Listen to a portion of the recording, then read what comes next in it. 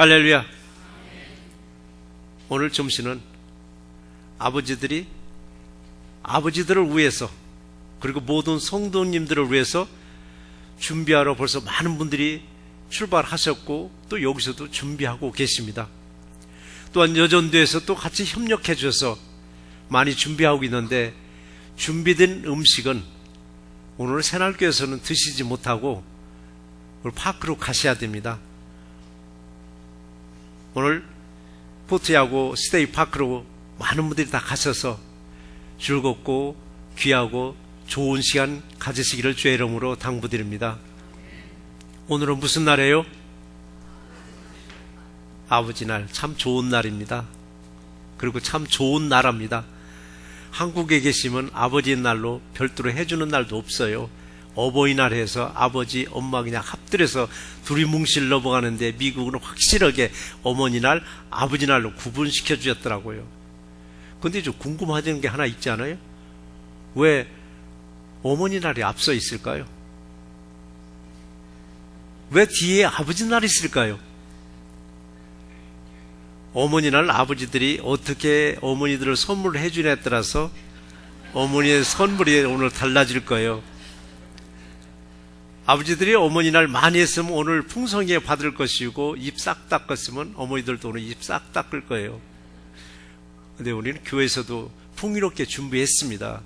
각 가정에서 준비하지 못한 거 교회에서 준비했으니까 섭섭하게 여기지 마시고, 오늘 아버지 날을 맞이해서 우리 모두가 아버지들에게 힘을 주시고 또 용기를 주셔서 아버지의 권위가 다시 살아날 수 있도록 여러분 늘 기도해 주시기 바랍니다. 아버지에 대한 호칭도 얼마나 많아요. 아버지, 아버님, 아빠. 듣기만 해도 참 저는 아주 그냥 감격스럽습니다. 왜 그런가 했더니, 저도 20살 때 아버지를 여했어요. 이게 아버지의 그 연세 드셔서 아버지에 대한 추억은 이제 저는 거의 없다시피 하죠. 근데 생존하신 아버님은 안 계신데 저에게 또 하나의 아버님이 계시더라고요. 근데 그 아버님은 이 땅에 계시는 게 아니라 하늘에 계시더라고요. 하늘에 계신 우리 아버지가 계시니 얼마나 우리 또 감격스럽고 얼마나 감사해요. 이 땅에 아버님이 안 계실지라도 위에 계신 하나님 아버지가 저와 여러분들을 기다리고 있는 줄을 믿으시기 바랍니다. 자, 오늘 본문 얘기 한번 들어가 보겠습니다. 오늘 본문은 야곱과 요셉이 상봉하는 장면입니다. 상봉하는 장면. 야곱은 요셉이 죽은 것으로만 알고 땅에 묻은 게 아니라 가슴에 묻고 살았습니다. 그런 말들 많이 하죠. 자식이 죽으면은 땅에 묻는 게 아니라 가슴에 묻고 산다 하더라고요. 그러니 야곱이 22년간을 그 자식을 가슴에 묻고 살았습니다. 묻고 사는 거예요. 그러니까 아들에 대한 한 맺힌 정말 절규가 누구냐면 야곱이 있었습니다. 오늘 본문에서도 한없이 부둥켜 안고 울고 있었습니다. 울고 있는 야곱이나 우리 오늘날의 아버지들이나 저는 동일하다고 저는 여기고 있습니다. 야곱은 정말 죽은 줄만 알았던 요셉을 만났습니다. 그것도 22년 만에 정말 만났어요. 살아있는 사람 서로가 왕래를 하다가 22년 만에 만난 게 아니에요. 완전히 죽은 줄 알았습니다. 완전히 죽은 줄 알았던 이 자식을 22년 만에 만난 거예요. 그러니까 오늘 야곱과 요셉의 만남을 통해서 우리들에게도 육신의 아버지가 좀 살아 계신다면 잊지 마시고 자주 연락하시고 자주 찾아뵙는 저와 여러분 되시기를 주의 이름으로 당부드립니다.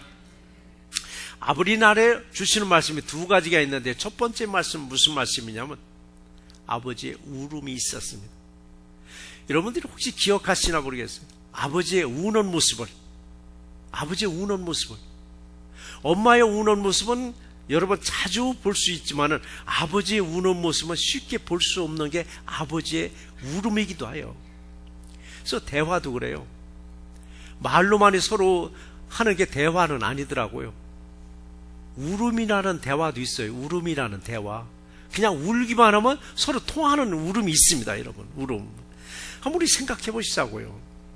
야곱이 가장 사랑했던 아들 12남 1녀를 두었습니다. 12명의 아들의 딸 하나가 있었습니다.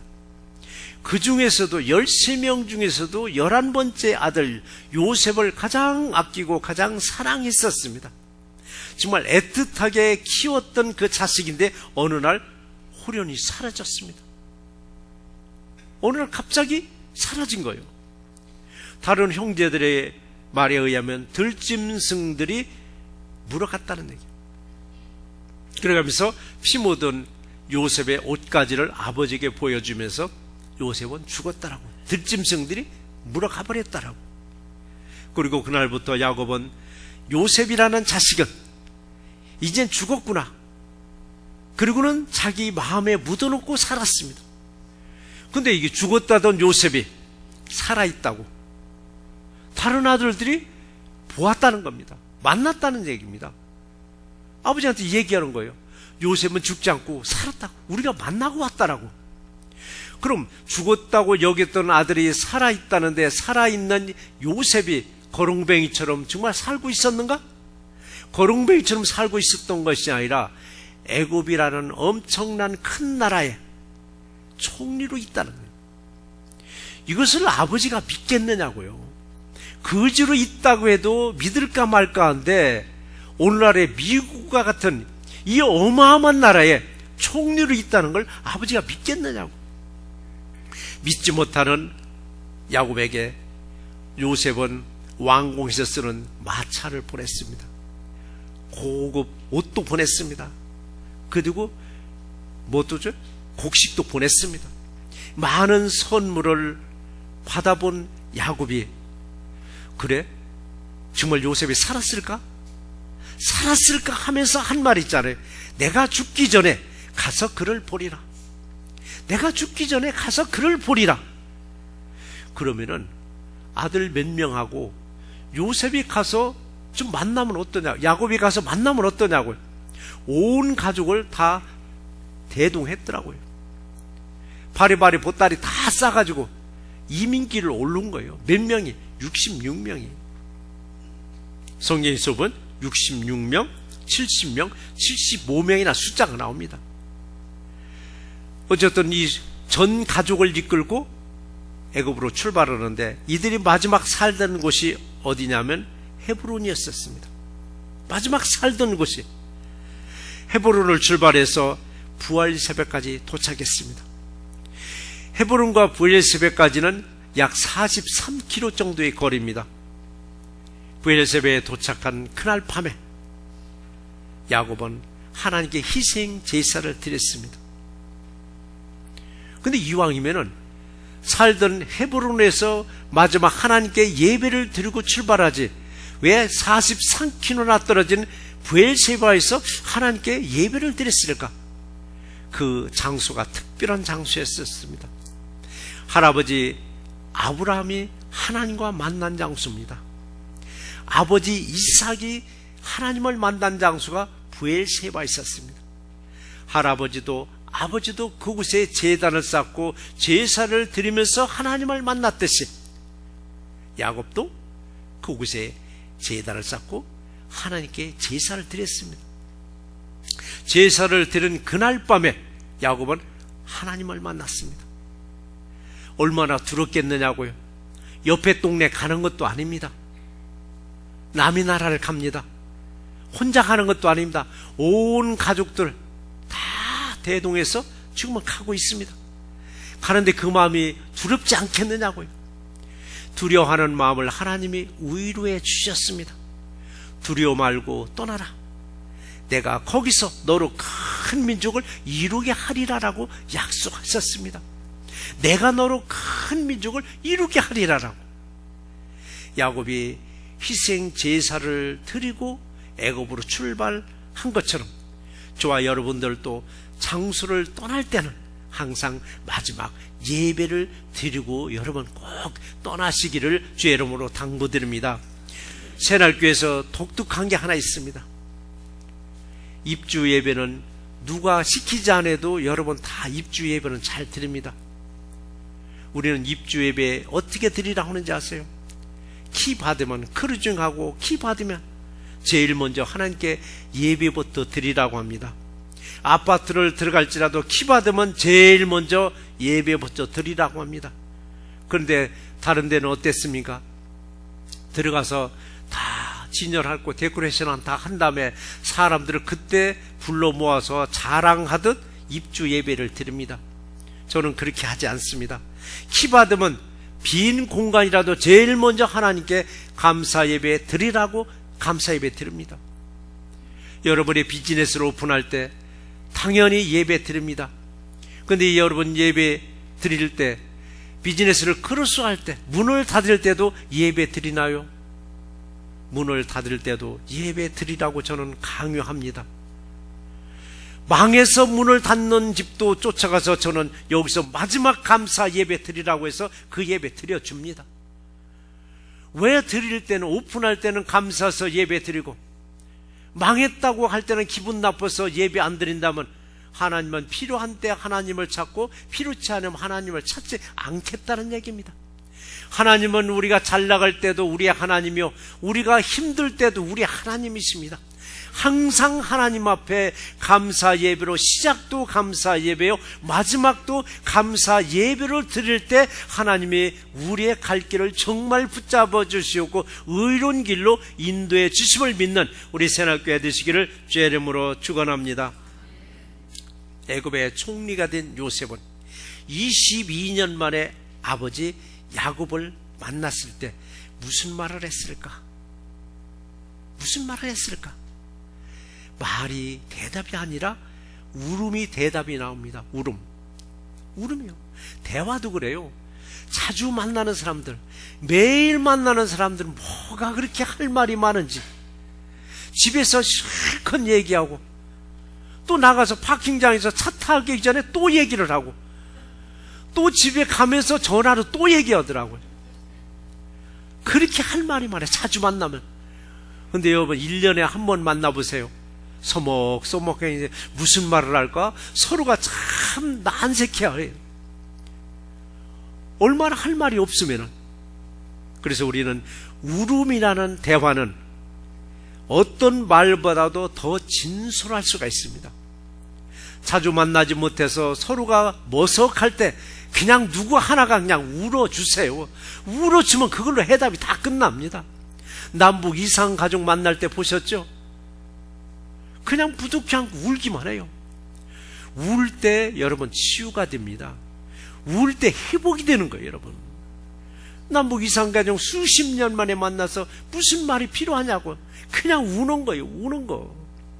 그래서 이런 말이 있잖아요. 웃음은 행복을 주지만 눈물은 행복과 치유도 준다는 말이 있습니다. 그래서 여러분 눈물 많이 흘리는 사람이 사실은 정신적으로 건강하다고 합니다. 자꾸 회복이 돼가니까. 그래서 여러분 기도하면서 우는 거 여러분 행복한 사람들이고 우리도 기도하면서 울 수 있으면 여러분 마음의 앙금도 싹 씻어주는 놀라운 역사가 임할 줄 믿습니다.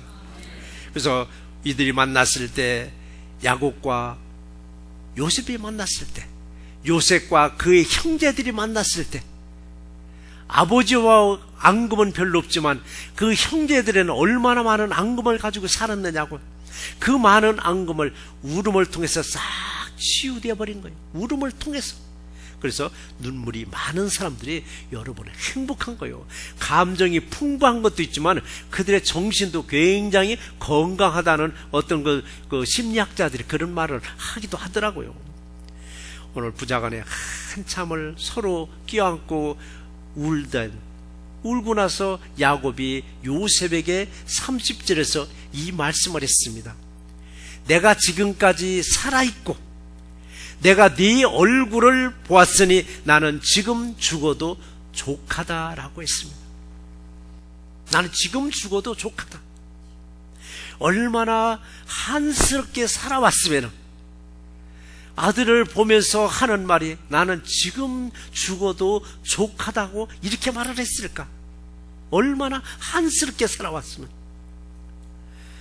우리들은 어떨까요?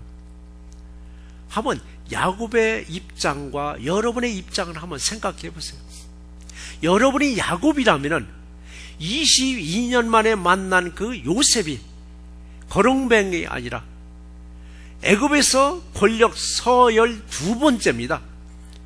권력 서열 두 번째 아들을 만나서 이제 죽어도 족하다고 말할 것인가? 아니면은 네가 출세했으니까 너를 통해서 우리 가족도 한번 출세해보자, 너를 통해서 우리도 한번 잘 먹고 잘 살아보자라고 하지 않을까요? 우리는 거기가 그럴 수도 있습니다. 너 하나 잘 풀렸으니까 우리 가족도 너를 통해서 한번 잘 먹고 잘 살아보자라고. 그런데 야곱은 전혀 우리 생각과 우리의 말과는 다른 생각과 다른 말을 했습니다. 내가 너를 보았으니까 이제 죽어도 족하다는 말을 썼습니다. 죽어도 족하다는 말은. 그래서 여러분, 사람은, 보고 싶은 사람은 보아야 합니다. 그래서 어느 사람이 죽으면서도 눈을 감지 못하고 죽는 사람들은 뭐냐, 보고 싶은 사람을 봐야 되는데 보지 못하니까 눈도 못 감는다는 그런 말이 있을 정도입니다. 야곱이 아들을 만나서 그 한없는 눈물을 흘렸듯이 오늘날의 아버지들도 그 흘리는 눈물이 야곱의 눈물처럼 정말 행복한 눈물이 되시기를 주의 이름으로 당부드립니다. 그렇다면 우리들은 눈물로써 기도하면서 보고 싶어하는 대상이 과연 있을까? 여러분이 눈물로 기도하면서 보고 싶은 대상이 과연 누구 있을까? 대상이 여러분 꼭 있어야 됩니다. 예수님을 보고자, 재림의 예수님을 보고자 눈물을 흘리면서 기도하는 새날교회가 되시기 바랍니다. 예수님이 이 땅에 오셨을 때 누가복음 2장에서 보면은 시몬이라는 제사장이 등장합니다. 시몬이라는 제사장은 나이가 많았습니다. 그런데 그는 이런 말을 했습니다. 내가 그리스도를 보기 전에는 죽지 아니하리라라고 했습니다. 그러니까 예수를 보기 전에는 내가 죽지 아니하리라라고. 정말 그 때가 되니까 예수님이 정결 예식을 드리기 위해서 성전에 왔을 때 시몬이 그 예수님을 보았습니다. 그게 기다리던, 평생을 기다리던 예수님을 보면서 하나님께 이런 기도를 했습니다. 하나님, 종을 이제 편안히 놔 주옵소서라고. 이제 내가 그렇게 기다리고 기다린 그리스도를 내 눈으로 봤으니까 이제 종을 놔달라. 이제는 죽어도 족하다는 얘기입니다. 죽어도 족하다는 얘기. 기다렸던 예수님을 내 두 눈으로 봤으니까 이제는 죽어도 족하다라고. 이처럼 누구나 보고 싶어하는 대상이 다 있습니다. 할아버지 할머니가 가장 보고 싶어하는 대상은 누굴까요? 손주들이잖아요. 손주들. 저도 이제는 할아버지가 되다 보니까 참 눈에 아른아른하잖아요. 근데 자식들이 그렇게 아른아른 해본 일은 없은 것 같아요. 근데 할머니 할아버지들만이 이게 겪어보는, 할머니 할아버지들만이 경험하는 거더라고요. 아른아른이 눈에 아른아른하잖아요. 근데 우리는 이 땅에서 보고 싶은 사람들을 기다리는 것도 좋지만은 우리는 다시 오실 예수님을 기다리는 새날교회 되시기를 주의 이름으로 축원합니다. 자, 두 번째는, 첫 번째는 아버지의 울음이 있었고 두 번째는 아들의 울음이 있었습니다. 울음도 그래요. 엄마들의 울음과 아버지들의 울음이 다릅니다. 엄마들의 울음은 겉으로 울고 있습니다. 속으로는 딴 생각하면서 겉으로는 얼마나 잘 울어주냐고요.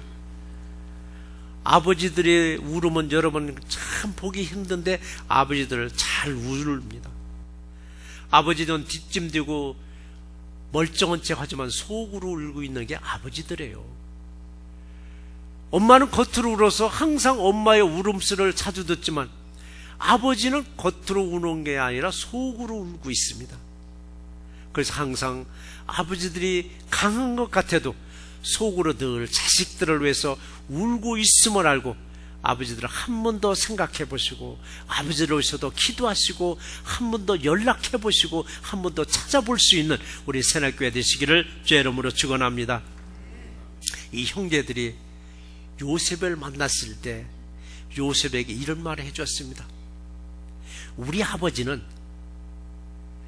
당신이 죽은 줄만 알고 지금까지 22년간을 한 맺힌 세월을 살아왔다라고. 한 맺힌 세월을. 이 말을 들은 형들의 또 이 말을 들은 요셉은 그렇지 않아도 막 울음이 목까지 쳐들어왔는데 결국 울음을 억지 못하고 울음이 터지고 말았습니다. 이걸 창세기 45장 2절에서 이렇게 기록을 했습니다.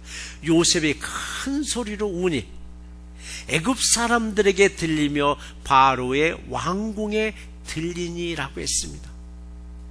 왕까지도 요셉이 얼마나 대성통곡을 하면서 울었더라면 바로 왕의 귀에게까지 들렸다라고 했습니다. 우리 그렇다면은 요셉은 아버지 야곱을 정말 그리워했을까? 아버지 야곱을 정말 그리워했을까? 애굽의 권력자로서 권력 순위 두 번째입니다. 애굽의 최고의 권력자로서 왜 아버지를 찾지 않았을까? 권력의 기반이 약해서 그랬을까? 막 권력을 쥐어서 그랬을까? 그것도 아닙니다. 아버지를 만났을 때는 이미 자신이 총리된 지 9년째입니다. 자신이 총리된 9년째. 그러면 자신의 권력 기반이 튼튼합니다. 그런데도 불구하고 가나안 땅에 살고 있는 왜 아버지를 찾지 않았을까? 아버지 야곱은 오매불망 죽었던 아들만을 그리워하면서 살았는데 아들은 아버지 생각을 안 하고 있었을까? 이게 아버지와 자식들과의 차이더라고요. 이게 아버지와 자식들과의 차이. 아버지가 자식들을 생각하는 만큼 자식들이 아버지를 생각하는가? 우리가 예수님을 생각하면 얼마나 생각하세요? 예수님이 우리를 생각하는 만큼 우리가 예수님을 생각하면서 살아가는가? 어쩌면 우리도 예수님을 생각하고 예수님을 찾을 때 필요한 때더라. 필요한 때 예수님을 생각하고 필요한 때 예수님을 붙잡으려고 하더라고요. 내가 좀 더 세상적으로 풀려나가면은 생각 속에서 예수님도 지워버리고 붙잡으려라는 마음도 없어지는 거더라고요. 그러나 내가 하는 일이 꼬일 때면은 비로소 예수님 생각하고 비로소 부모님 생각하듯이. 왜 생각하느냐고요? 예수님 손길이 필요했던 것이었습니다. 예수님 손길이.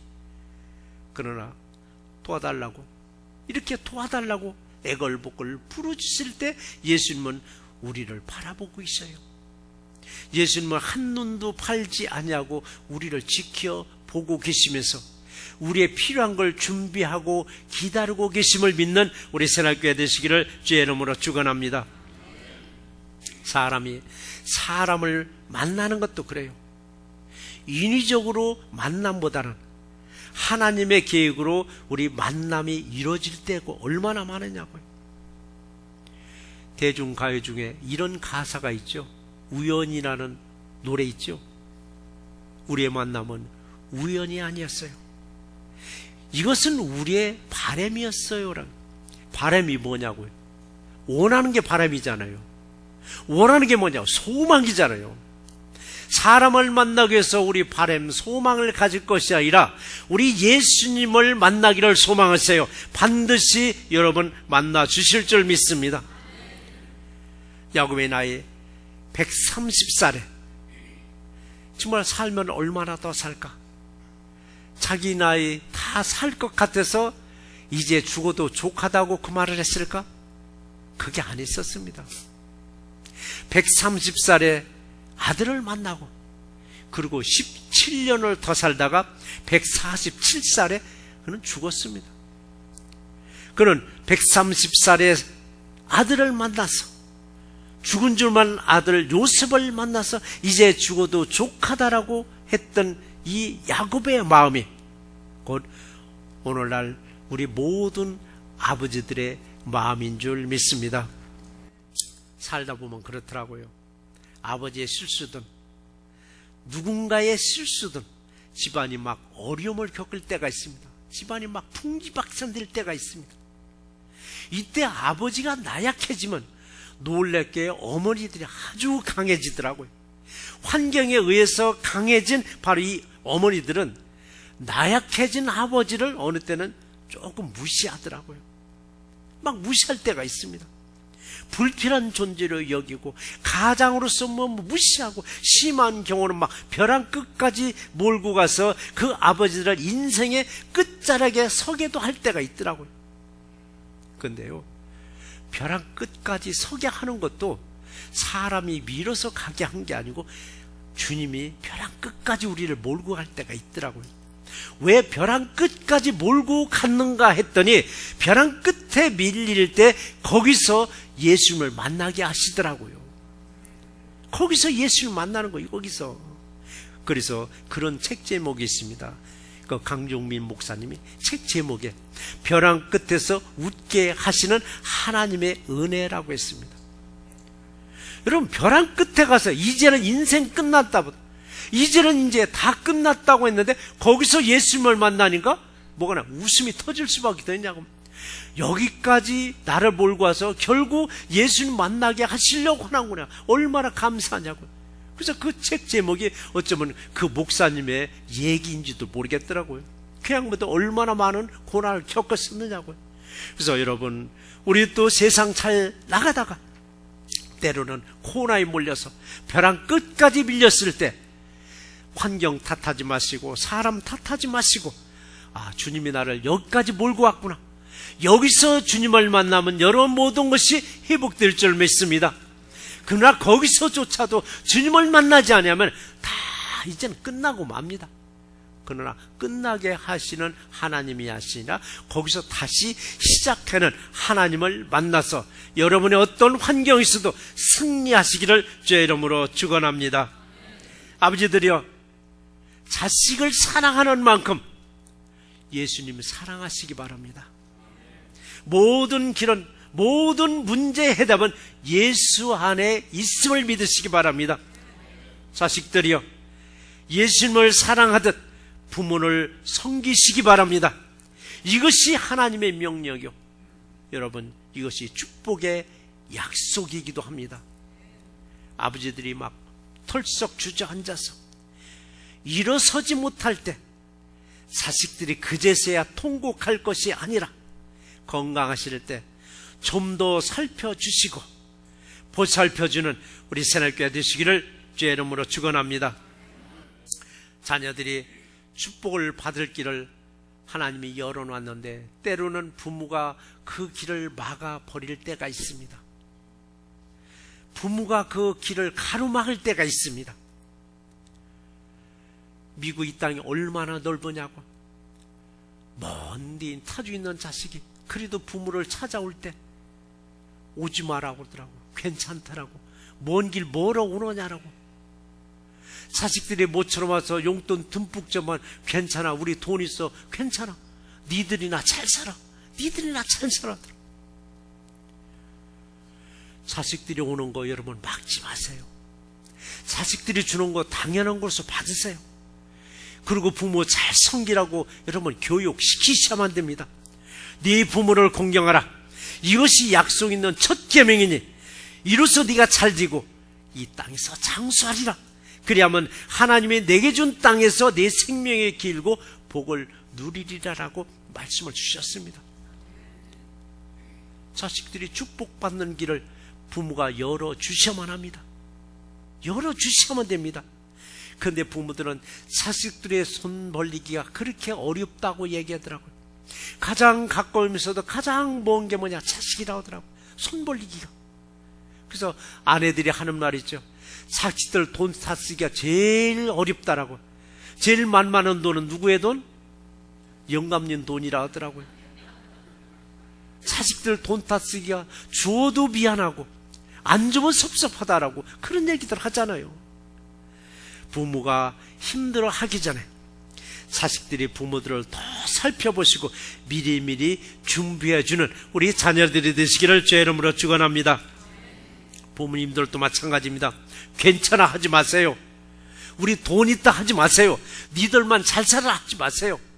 길을 열어주세요. 자식들이 축복받을 수 있는 것, 자식들이 부모를 공경할 수 있는 길을 열어줄 수 있는 새날교회와 아버지 되시기를 주의 이름으로 축원합니다. 자식들, 아버지가 자식들을 위해서 쓸 때와 자식들이 아버지를 위해서 쓸 때의 차이점을 셰익스피어는 이렇게 얘기를 해줬더라고요. 참 듣고 보니까 맞는 말이더라고요. 아버지가 자식들에게 베풀 때는 같이 웃는다고 합니다. 아버지가 자식들에게 베풀 때는 활짝 온 가족이 웃는다 합니다. 근데 자식들이 아버지를 위해서 베풀 때는 같이 울고 있다고 합니다.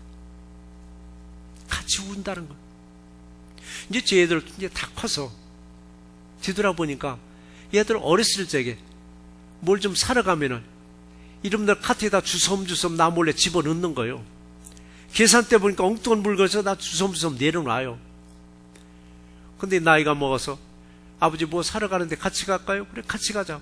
그랬더니 이놈들이 또 주섬주섬 집어넣어. 이게 뭐냐? 아버지 필요한 거예요. 나는 주섬주섬 내려놔. 나 필요 없다고 주섬주섬 내려놓더라고. 그럼 아들이 그래요.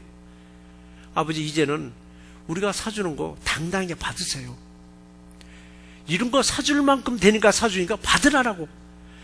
근데 그 소리가 기쁘면서도 한편으로는 이제는 세대가 바뀌는구나. 이제는 세대가 바뀌는구나. 기쁘면서도 한편으로는 그렇게 또 썩 기쁘지도 않더라고요. 이것은 뭐냐?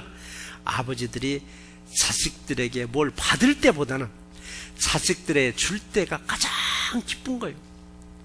우리도 사람들에게잖아요. 누군가에게 줄 때보다는 받을 때가 좋아요? 줄 때가 좋아요. 근데 사람들은 줄 때가 가장 기쁘다 하더라고요. 또 자식들에게 줄 때가 아버지들이 그렇게 기쁜 거예요.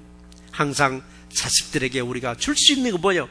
아버지들이 줄 수 있는 영향 있는, 영역 있는 기도로 밀어주시고, 그리고 격려해 주시고 칭찬을 아끼지 않는 우리 아버지들이 되시기를 주의 이름으로 축원합니다. 오늘 말씀을 정리해 보겠습니다. 야곱의 일생에서 가장 슬펐던 건 뭐예요? 사랑했던 아들이 죽었다는 소식이었어요. 야곱의 일생에서 가장 기뻤던 건 뭐예요? 죽었다던 아들을 만날 때 있었습니다.